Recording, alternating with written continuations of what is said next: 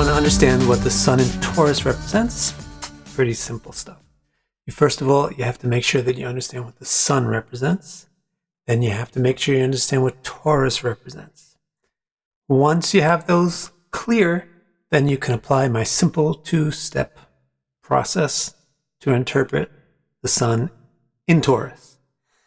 The two-step process is, first of all, you look for harmony between what the sun symbolizes and what Taurus symbolizes, or dissonance between what the sun symbolizes and what Taurus symbolizes. And second of all, you then interpret those harmonies or dissonance.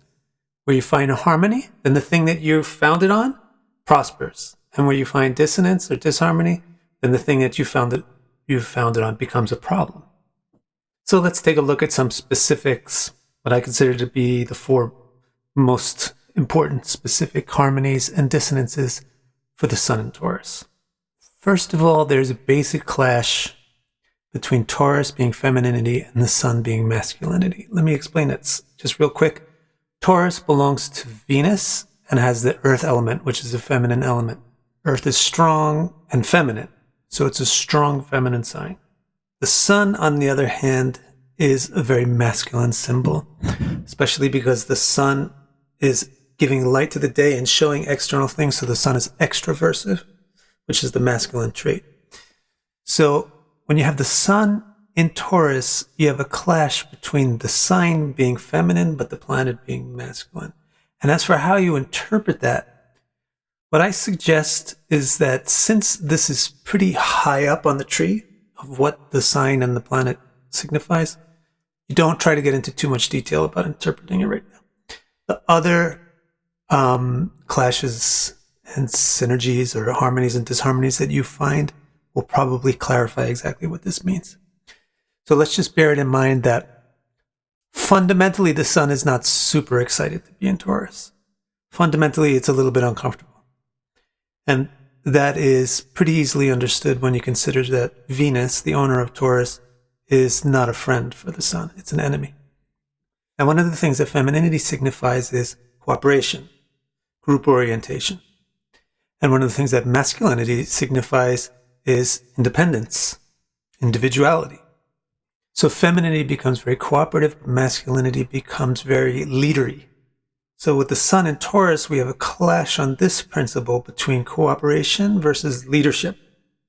And the way that I begin interpreting this when I see this in charts is to bear in mind that this person is very probably okay in cooperation and teamwork and relationships and partnerships as long as they feel like they get the steering wheel and can make the decisions or have the final word at least most of the time.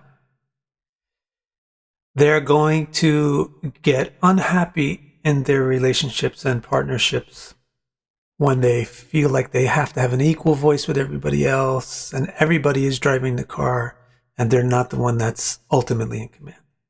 And there's one more harmony between the sun and Taurus that I'd like to bring to your attention today. And that's the fact that Taurus is a very healthy sign. Femininity has to do with beauty. Beauty is based on health. It's an earth element sign. Earth has fertility and gives you vitamins and nutrients, gives you food. Earth is a healthy zodiac element. So Taurus is a healthy sign.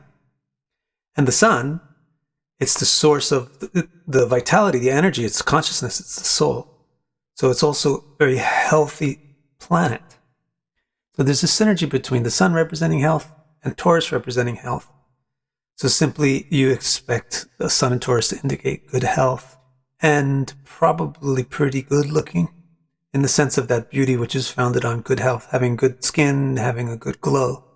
The reason why I didn't go all the way and say, oh, cooperation is disharmonious with individuality, so the person has a problem with relationships and cooperation. I didn't go all the way that far because one of the synergies or harmonies between the sun and Taurus is that Taurus is very stable.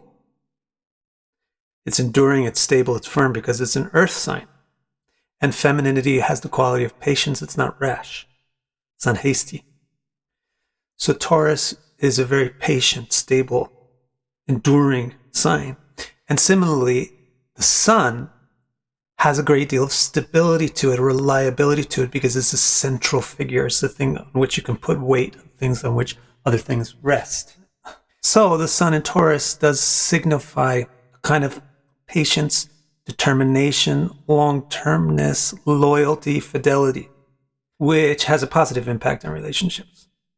That's why I'm saying overall, the basic outlook on relationships for sun in Taurus is give them the steering wheel, and then they'll be quite cooperative. Also, in terms of other things besides relationships, the sun in Taurus indicates a good deal of patience or tenacity, or able to stick at something and stay at something and be reliable. So that's really the nutshell of everything you really need to know about the sun in Taurus. Are there many, many other things? Yes, but you can figure them out on your own in context of what you're dealing with. Don't get too complicated when you're dealing with the basics, because complication is going to happen naturally when you start adding other things into the mix. Which is the disclaimer that I will end each one of these videos on, is you can never draw a confident conclusion about anything by only looking at one factor, like sun in Taurus, even if you do a super good job at analyzing that factor. But it's really good to watch this video, study it, learn how to interpret something like the sun in Taurus, because each individual element that you get right contributes to you understanding the whole picture correctly in the long run.